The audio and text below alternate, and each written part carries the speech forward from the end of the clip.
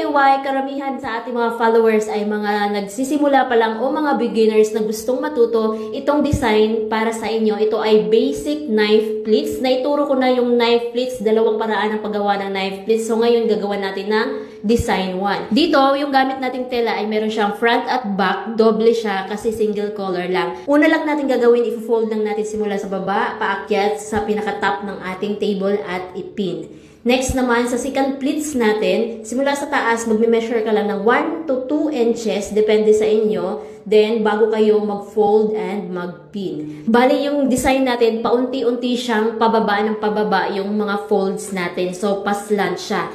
Tamang pag-pin natin mga ka-DIY, ayan, ilusot muna natin yung pins natin sa tela na finold natin, then ibalik natin, bali naka-double pin siya para sobrang tibay niya, kahit anong hatak mo, hindi siya matatanggal. Kapag isang tusok lang yung pag-pins mo sa folds, ay mabilis lang yun siya matanggal. So, ito yung way na matibay ang pagka-pins, i-double pin nyo. So, ngayon, i-continue lang natin yung paggawa ng folds hanggang dun sa pinakababa sa right side. At ito na yung magiging design niya, knife pleats with slant design. Pwedeng left, pwede rin sa right. So, depende na sa inyo mga ka-DIY. Follow for more at pakishare na rin itong ating video para mas maraming matuto at magkaroon ng idea sa ating mga tinuturo. Maraming salamat! Hello ka-DIY! Ito ay part 2 o design 2 ng ating knife pleats, basic pleats with design. So, para ito sa ating mga beginners na gustong matuto. So, una lang natin gagawin para sa ating knife pleats ay i-fold lang natin simula sa baba, paakyat, at ipipin natin yung finold natin sa ating top cover. Yung ifo-fold natin ay yung pinaka-pleats niya. So, ganito lang, ifo-fold natin paakyat yung pinaka-pleats, then lagyan ng pins. Paano nga ba natin siya i-pins? So, ipipins natin dun sa may top cover at ibalik natin sa may tela at i-double pin. So, sobrang tibay niyan, hindi yan agad-agad natatanggal. Pagkatapos natin magawa yung mga folds natin sa top ng ating table, ay ibubuka lang natin yung mga folds. Ayan.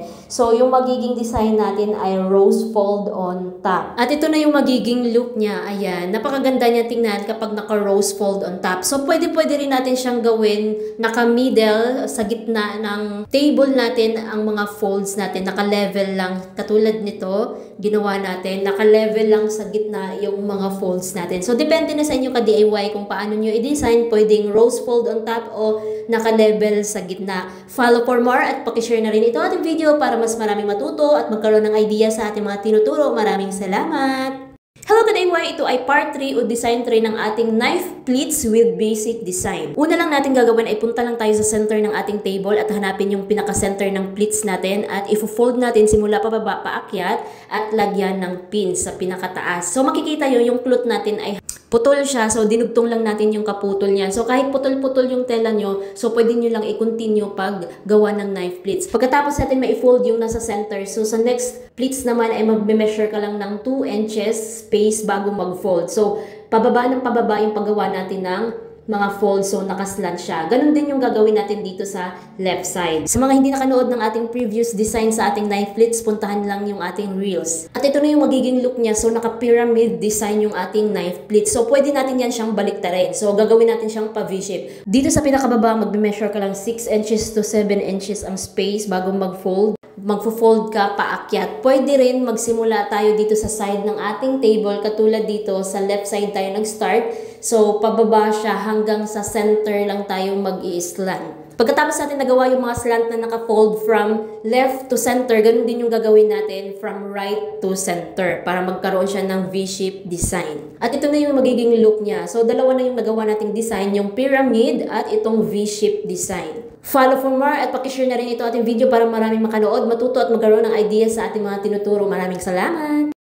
Hello ka-DIY! Ito ay part 4 or design 4 ng ating knife pleats basic design ideas. Una, hanapin lang natin yung pinaka-center pleats natin sa center of the table natin. Then, magbe-measure tayo ng 3 inches bago natin i-fold yung cloth at ipin. Pagkatapos, dito sa second pleats naman natin ay ipapantay lang natin yung folds natin sa pinaka-center pleats natin. Bale, ili-level lang natin yung second pleats. Dito naman sa pangatlong pleats natin ay mag-i-space ka lang ng 1 inches bago mag-fold and pin. Ganon din sa 4 pleats, 1 inches. Sa mga susunod na pleats, paunti-unti magdagdag ka ng 2 inches hanggang 4 inches hanggang dulo para ma-form natin yung pinaka-curve. Kapag na-curve na natin yung right side, ganun din yung gagawin natin dito sa left side. At ito na yung magiging look niya, guys. Napakaganda tignan kapag naka-curve up yung knife pleats natin or half moon. Pwede rin natin siyang baliktarin, i-curve down natin yung paggawa ng mga folds. At ito naman kapag naka-curve down naman siya na half moon. So, dalawa na namang design yung nagawa natin, yung curve up half moon or curve down half moon. Sa mga hindi nakanood ng mga previous design natin, punta lang kayo sa ating reels. Follow for more para lagi kayong updated sa mga bago nating i-upload. Pakishare na rin ito ating video para mas maraming makanood, matuto at magkaroon ng idea sa ating mga tinuturo. Maraming salamat! Hello kadewa, ito ay Knife Pleats Design 5. Una, i-group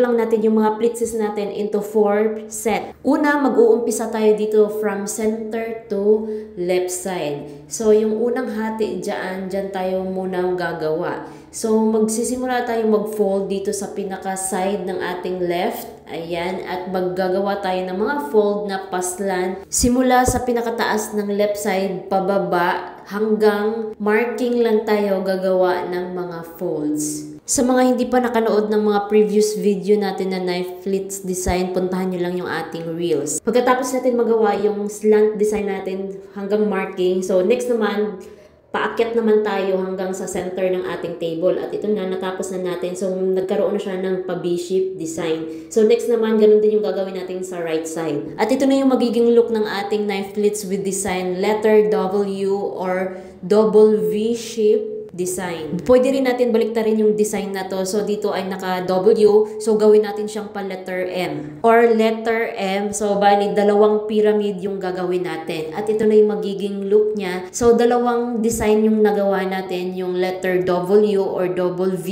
Ito naman ay letter M or double pyramid. Follow for more para lagi kang updated sa mga bago natin i-upload. Pakishare na rin itong ating video para mas maraming makanood, matuto at magkaroon ng idea sa ating mga tinuturo. Maraming salamat!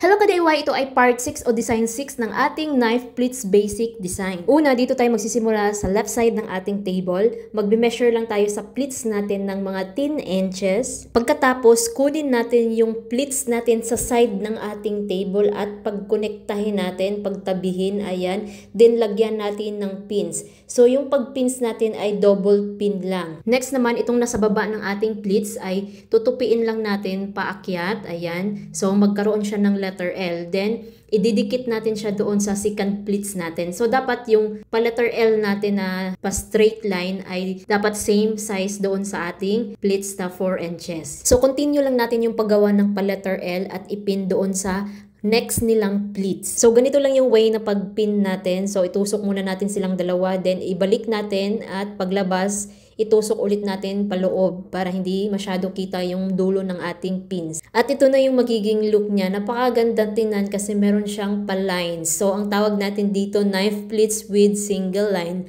So, pwede rin natin siyang lagyan ng mga folds sa baba. Sa pag-fold natin, yung front lang na cloth ang ifo-fold natin. Then, mag-i-space ka lang sa gitna. Yung first and third, yung ifo-fold muna natin bago yung center para magpantay yung mga folds natin. At ito na yung magiging look niya. Follow for more para lagi kayong updated sa mga bago natin i-upload. Pakishare na rin itong ating video para mas marami makanood, matuto at magkaroon ng idea sa ating mga tinuturo. Maraming salamat! Hello kadewa, ito ay part 7 o design 7 ng ating knife pleats basic design. Sa last video natin design 6, sa left side tayo nag-start. Ngayon naman dito tayo sa right side mag-start. Una natin gagawin ay paghiwalayin natin yung front na tela at yung likod na tela. Next, mag-measure lang tayo ng mga 7 inches. Then, yung first pleats natin ay pagdikitin natin sa pleats ng side ng ating table. Next, dito sa second pleats natin, kunin lang natin yung front cloth niya bago natin ipin yung pa-letter L na clute. Bago tayo magpin kada pleats, dapat yung clute natin ay yung front lang yung gagamitin natin para maiwan or intact lang yung tela natin na nasa likod. Continue lang natin yung paggawa ng letter L from right to left. Next naman, dito naman tayo sa ating left side. So pagdikitin lang natin yung dalawang pleats, then magme-measure ulit tayo ng 7 inches. Pagkatapos ipin natin at gagawa ulit tayo ng pa-letter L. So from left to right side. Sa last video natin gumawa tayo ng single line, dito naman ay double lines yung ginawa natin. So dito makikita nyo sa baba ay naka-intact lang yung ating clute sa likod, yung front natin yung nakaangat kasi gumawa tayo ng double lines. Kaya napaka-importante yung front clute lang yung gagamitin natin para merong matira sa back ng ating clute. At pwede na rin natin lagyan siya ng fold sa baba at ito na yung magiging look niya. So knife pleats with double lines. Sa design na to, pwede tayo gumawa hanggang 3 lines. So pag 3 lines na ay magiging square na siya. Follow for more at pakishare na rin itong ating video para mas marami makanood, matuto at magkaroon ng idea sa ating mga tinuturo. Maraming salamat!